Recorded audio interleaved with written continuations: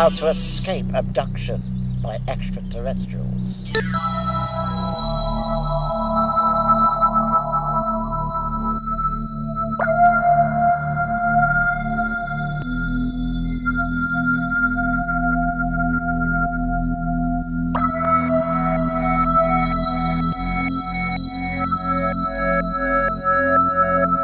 How to prevent being abducted by aliens from outer space.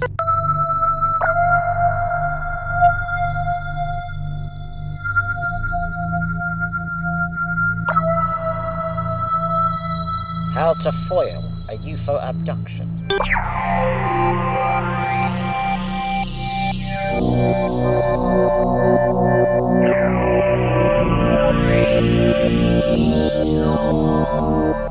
How to avoid a UFO abduction.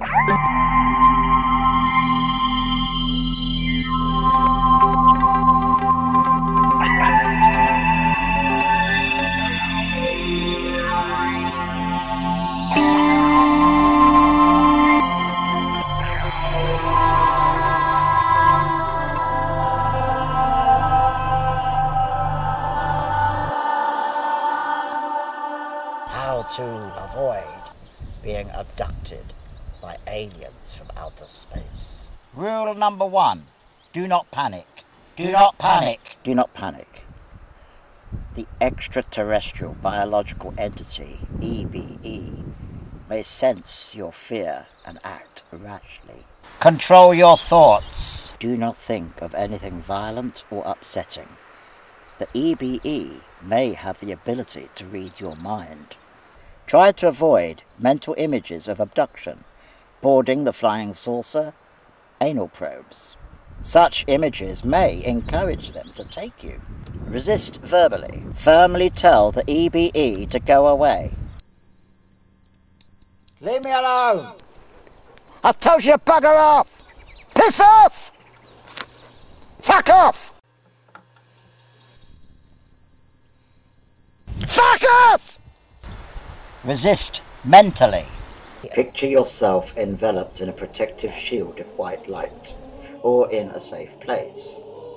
Telepathic EBEs may get the message. Resist physically. Physical resistance should be used as a last resort. Go for the EBE's eyes if they have any. You will not know what its other more sensitive areas are.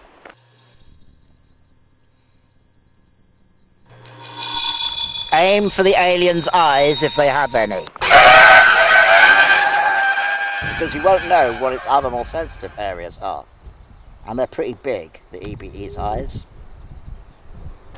How to report a UFO sighting. Stay calm. If you become upset or excited, you are likely to forget important details. Accurately record the time at the start of the sighting, the time of any change of direction in the UFO's flight pattern, and the time at the end of the sighting. If possible, use a mechanical stopwatch, since close proximity to a UFO may prevent electronic instruments from functioning correctly. Try to identify any horizon landmarks with regards to the UFO's position. If you have a video or a camera, record the sighting. Neither video nor still images carry much weight on their own, so it is essential that the images include reference information such as a tree or a mountain or skyline. Report the sighting as soon as possible. Search the internet for your local UFO reporting centre. Send them an email, or better still, get their telephone number and talk to them. Be aware, most sightings occur in rural areas, away from the bright lights and near military installations. They occur most frequently during the summer months, at around 9 p.m. and a secondary peak at 3 a.m.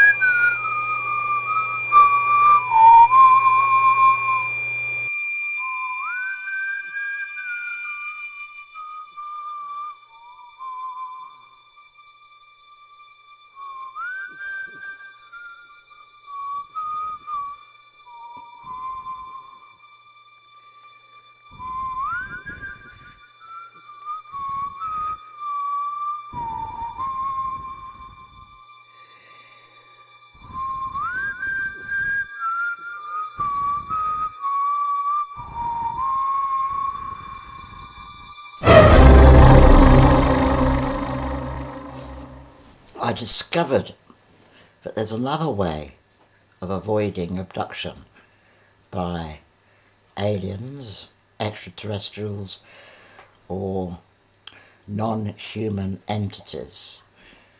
And this happened to me in 1982 when I was in hospital. I'd broken my arm and I'd had a room of my own. They put me in a side ward. And on that particular day, I was talking to another patient about many of my ideas concerning aliens, of the fact that we are being interfered with by extraterrestrials. I wouldn't say I necessarily believed what I was telling her.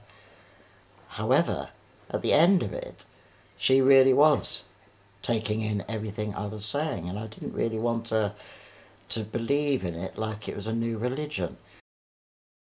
After she went, I had this funny feeling that I was going to be punished for saying too much.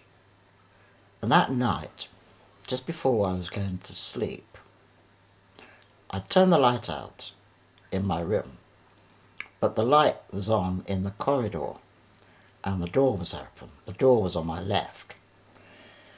And just as I was about to go to sleep, suddenly these three black figures rushed into the room from the door on my left.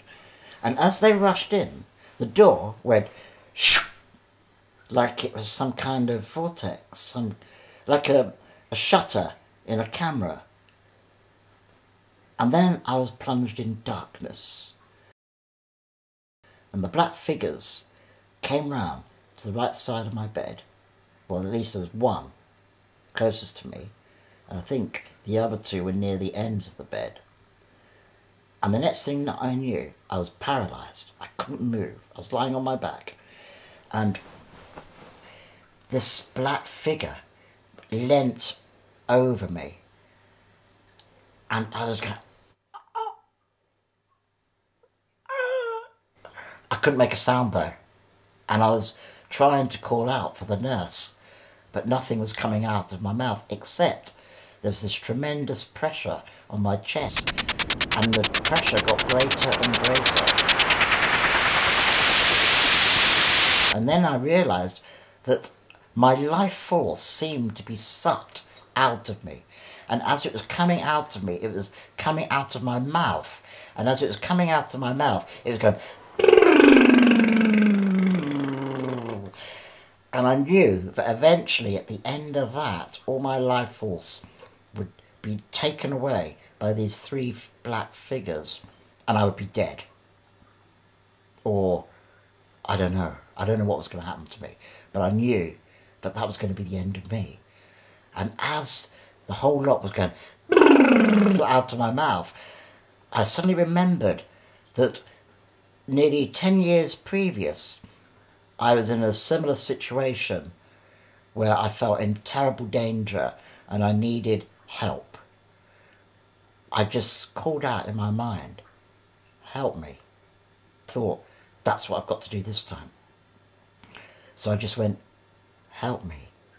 And the moment I said those two words, suddenly my life force just rushed back into my mouth. And as soon as it went into me, the three black figures went, they rushed away from the bed, out through where the door had been, and the door just went, reappeared as a rectangle, and the light of the corridor was shining through into the room, and I was no longer paralysed. I sat up, and I thought, wow, my God, that's scary. I quickly turned the bedside light on, and I pressed the buzzer to call the nurse. Of course, I wasn't going to tell her what actually happened, but I needed to talk to somebody. So when she came, I just told her I had a really bad dream. But I knew it wasn't a dream. It was real. It actually happened. And so she made me a nice cup of chocolate.